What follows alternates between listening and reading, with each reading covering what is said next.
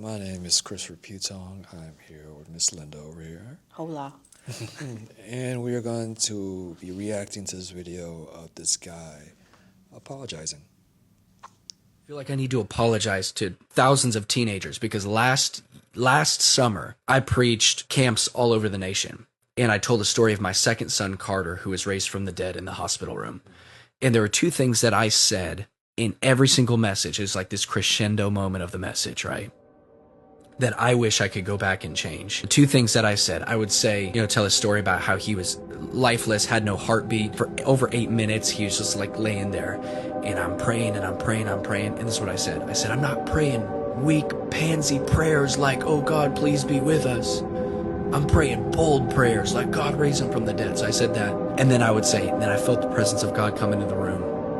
And when the presence of God comes, death has to leave. Darkness has to leave. Literally, June 28th, I'm preaching that at YFN. June 29th, I'm in a hospital room again. And Kaylee is 8 months pregnant with our third son, Cole, and there's no heartbeat. And we induce her. She gives birth, and literally, I'm holding my son, praying, God, please be with me. And I'm feeling the overwhelming sense of the presence of God. So I used to preach when the presence of God comes, death leaves. Here I am holding both. I used to say, I wasn't praying pansy prayers like God. Here I am. God, please be with me.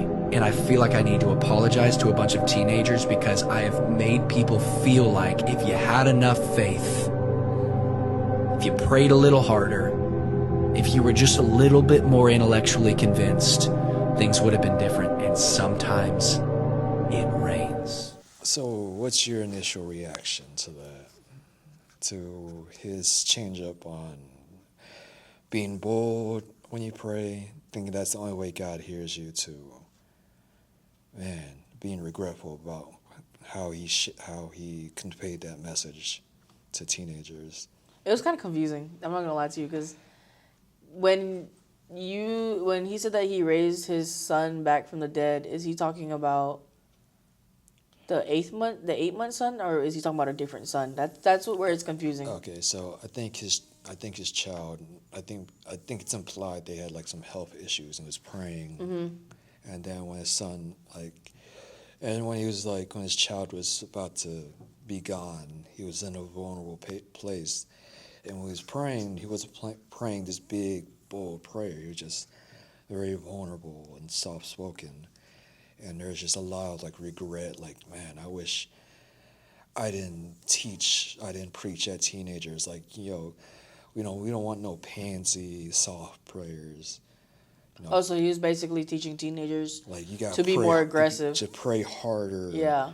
And then when he was most vulnerable, then it's just you can still be strong in your vulnerability.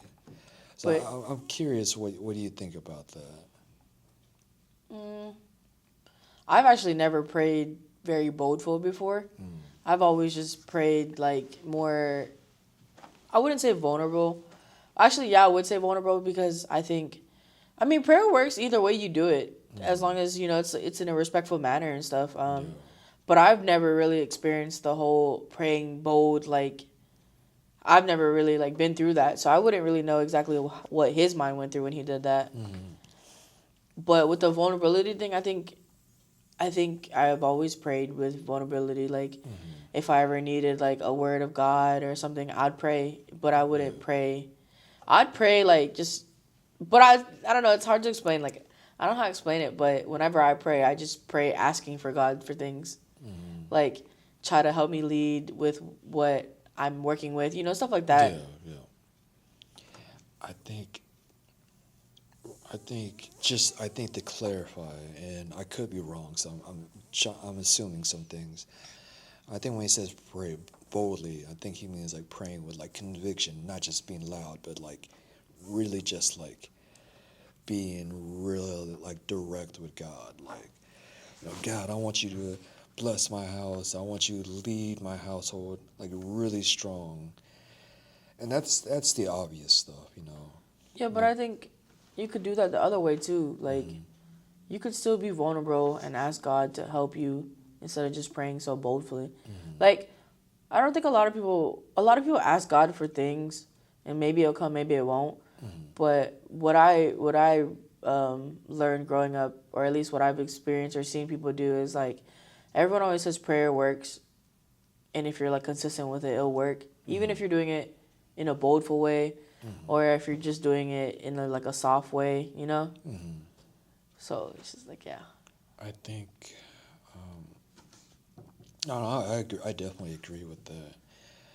I think the best way, I wish I did this, like I wish I got into the habit of doing this, because one of my teachers did try to teach us to do this, and I never, I didn't think to do it, about like writing down what you pray for, and like writing the dates down so you can measure and see. Because I think it's easy to forget what you've prayed for last month or last year. Definitely anything older than that. I think there's this idea, I think we didn't deal with it so much, but I think just in church culture in general, that God only hears us if we're loud with our prayers. There's that kind of just general Christian culture, church culture thing, where we say our prayers with a lot of big spiritual words. We say, you got the lights hitting just right. They got the piano in the background, just big, just setting the mood. Looking like heaven. Yeah, exactly. Right. That's when God will hear us. I think there's much more, as we talked about in our last topic, just authenticity, which is a big thing when you're vulnerable. One of the things I wish I didn't think this way, and I still wish I didn't think this way, because sometimes I'll fall into this headspace where I'll be on this streak where I'm not sinning, I'm reading my Bible regularly. I'm like, okay, God, okay, Jesus, come back now. Well, I'm still doing good. And then when I'm like messing up, like, Jesus, don't come back yet. And then like when I'm doing good, okay, Jesus, I'm ready, come back now. Right. And it's a really bad way of thinking. It's really bad theology. But it's like,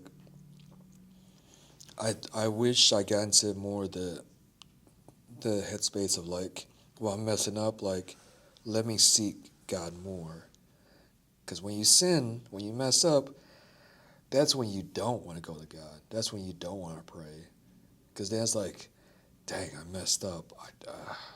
It's like when you break something in the house as a kid, and it's like, you don't want to go tell your parents. You want to like try to hide, like, go try to clean up first. And I mean, have you ever felt that way, or?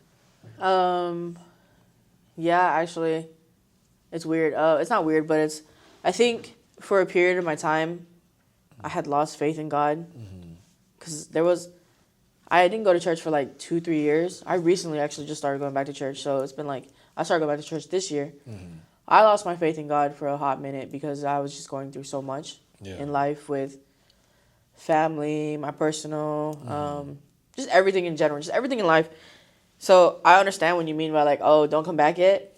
But I think it's just more so of like, I think he was always there in the back. Yeah. I just felt some type of way because I was like, why is this all happening to me? That's it. Like, So with that, it's kind of, that's a topic there. Like, it's like, I don't know. It's a very hard topic to talk about because like you grew up going to church. Like I started going to church at I think 10 or 11, and I was like, oh, my faith in God is set, Yeah. But then when I reached a certain age and things started happening, I was like, oh my God, like, do I actually believe in God? Like, or was it just for fun and games, But now that I'm 27, I started going back to church because I want to change some things about certain things. Yeah. Because when I didn't go to church, I had so much, like, negative thinking. Like, it was so bad to the point where, like, it wasn't to the point where, like, it was, like, like, suicide, death and stuff. But it was changing my way of thinking and changing my way of how treating people. Yeah. Like, I went from a overly nice, caring, sensitive girl to a nonchalant, I don't care, it's just all about me girl. Whenever I like went away from God. But now I'm like slowly getting back into, I wouldn't say old Linda because, old Linda's in the past. But I'm slowly getting back into being that person again. Like having just an adult version. Yeah. So, yeah. Being a version of yourself that God Like a made you better be. version. Yeah. Well, one, I'm happy that you're back in church. Like that's something that like makes me really happy because I know when you start working more. I remember, I do remember being like concerned, not because I thought you were like going down a bad path or anything. Like I just know that it's easy to be a workaholic. Oh, yeah, for sure. Yeah, I think at one point I was working 3 jobs. Yeah, you did, actually. You was Yeah. working a lot. Yeah, I just remember thinking like, oh, I am so burnt out. Like Coming into church at like 12 o'clock when the service is almost yeah, done. I'm just like, I don't have, yeah. So that does warm my heart for sure that you're back in church. But I think that is the main crux. Is like that vulnerability. I think so often like we see that as like a weakness in culture in general. It just sees it as a weakness. I think that's where God really meets us the best is when we allow ourselves to be vulnerable, whether it's with God when we pray, whether it's in church when we worship in the car, whatever. Mm-hmm. Right. So, I mean, is it something that just to go a little bigger? Have you seen or maybe not seen a lot of that growing up, whether it was within other Vietnamese folks or in Hawaii or in church growing up? Like, how often did you see vulnerability play out? I don't think in Asian people in general, there is no vulnerability shown. You know what I mean? Like, because we grew up where our parents never told us they loved us, Yeah, but they didn't realize that we needed it. yeah.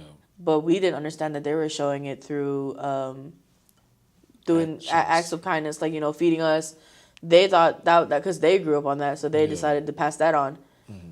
But now, us being older, I think with me, my mom and dad used to not say "I love you" to me, because I needed that growing up. I'm more of a person that needs reassurance.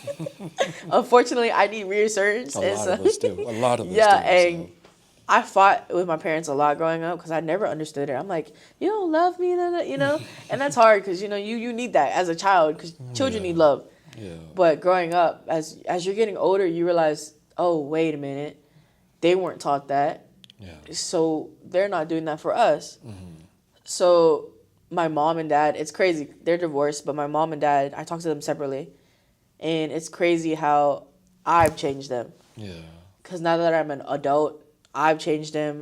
Whenever we're on the call with each other, my mom is in another state, my dad's in another state, so they can't show me the love of, oh, I can cook for you, right? They can't. Yeah. So they do it through calls. They will call me, and then at the end of the call, I don't want to say I forced them to do it, but I literally would be like, I love you after the call. And then if they hang up and they don't say I love you, I call back, and I'll be like, hey, I said I love you. Tell me now. You know what I mean? And that's when I first started it. I would always call back if they don't say I love you. I'm like, tell me you love me, and they'll say it, right? Yeah. So now I love the way that it stuck with them, that they're like, okay, my daughter wants me to say I love her since I can't do much since we're in another state. So now whenever we're on the phone, at the end of the call, it's so surprising. My mom or my dad are always the first one to say I love you now. Like the other day I got a call from my dad. He just wanted to call me, just talk to me about stuff, just, casual conversation. And I said, hey, Dad, I have some customers. I'll call you back later. He goes, okay. He goes, I love you, Gong. Gong means like, Gong is like kind of like a word where like it's, I don't know how to explain it, but Gong can mean daughter or it can mean like something like an older adult calls a younger, And I was like, oh my God, that was the moment where my dad said it first, Yeah. And I'm glad that like I got to force them at first, and now they just say it casually, And I'm glad because I have younger siblings, and I definitely know they need that They very much. appreciate it. Yeah, and so I'm glad that I got to, I wouldn't say make that path for my dad, but my dad does say it to my younger siblings, and I know they get to experience it, which is very, very heartfelt moment because my younger siblings, they need it. Different generations, I will say this. Asian parents, like, it's an Asian thing to brag, oh, my kids got this job or they got this new house. I promise you this, that whether it's your mom and dad, if they're involved with other, like, Asian people, in the community or whatnot, I promise that is something that they will brag about, is, like, having a close relationship with their child. Because a lot of times, not always, but a lot of times, the ones that brag about their kids making X amount of money, they're not super close with. Yeah.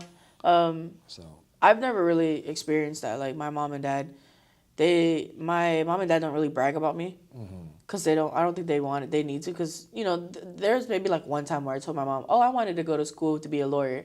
She was bragging about that, but other than that, she doesn't brag about it much.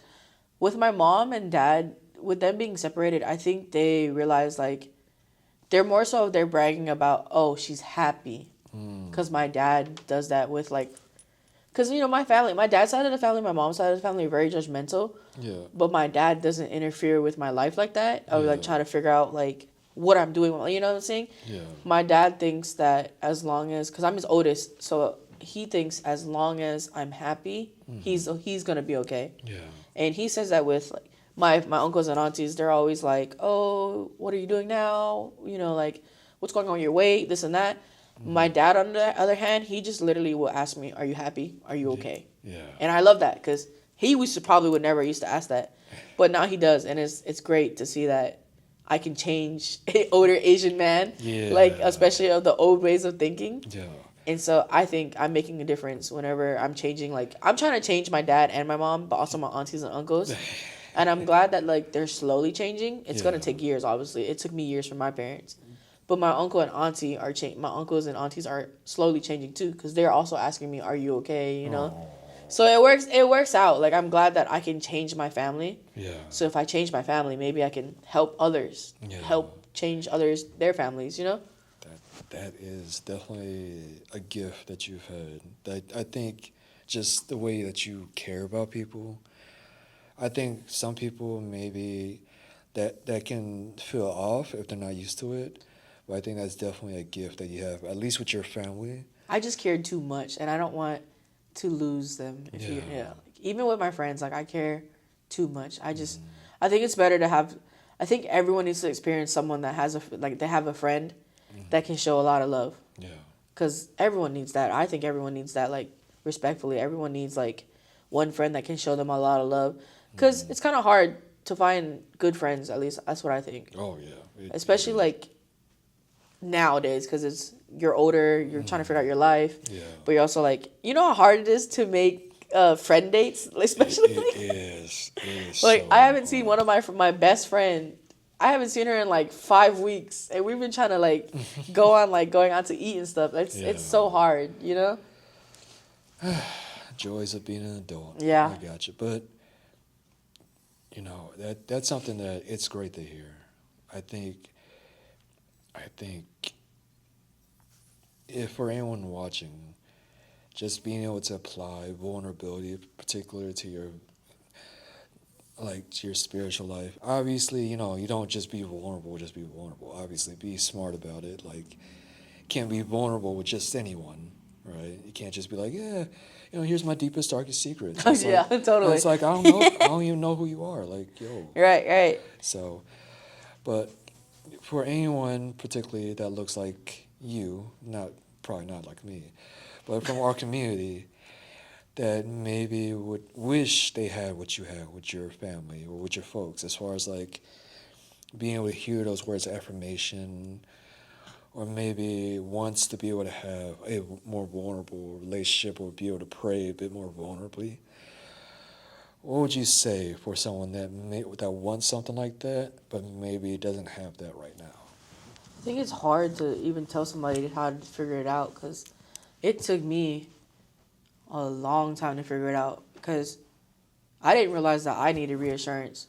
So I think it's more so you just have to be honest with yourself and then try to like venture out, if you get what I mean. Like, I didn't realize I needed reassurance a lot. Like even when I have significant others, I always wanted reassurance. Even with my friends, I want reassurance, Yeah. Like, even if we don't talk for a week, I'm like, hold on, something like my mind. I think it's just more so the person alone. Yeah. You just like everyone's like mindset is different, and my mindset was I need reassurance with my friends and family and significant others. So with me being me, I'm more of direct with it. Yeah. So I think the next person, I think it's more so just learning how to be okay with who you are. Yeah. For one, with your feelings, and just kind of just learning how to be more direct and open of how you want to come about. Because it took me years to get, them to reach out, like to actually reassure me and stuff like that. Yeah. But now they know, like, oh, Linda needs reassurance. Let me go ahead and hit her up every now and then. Like, I have this one guy best friend. He has a family now, but he doesn't. I've been best friends with him since freshman year. I'm his daughter's godbaby. I mean, godmama, right? I'm his Yeah. daughter's godmama. And with him, I understand that he has a family, but no matter the cost, he always tries to, like, talk to me at least once a week or so just to reassure me. And he knows that because that's just how me and his friendship's always been. Yeah. So I think it's just more to just be direct with everything in life. I think a lot of people, they like to live privately. And don't get me wrong, it's great to live privately, but also you can live in private, Yeah. but also you don't have to be in private about your feelings. Yeah. You can be very opinionated and not be scared because the world is changing. Everything in the world is changing. Like, people are changing. So there's that. You know what I mean? Yeah. No, I gotcha. Definitely. Just to wrap things up, pray and start with yourself, and then work from there. Yeah. That's the best way. You can't change other people if you're not change yourself. But let us know what you think in the comments. Like, subscribe, share, all that fun stuff. My name is Chris. My name's Linda. This is the Humble and Dope Show. All right.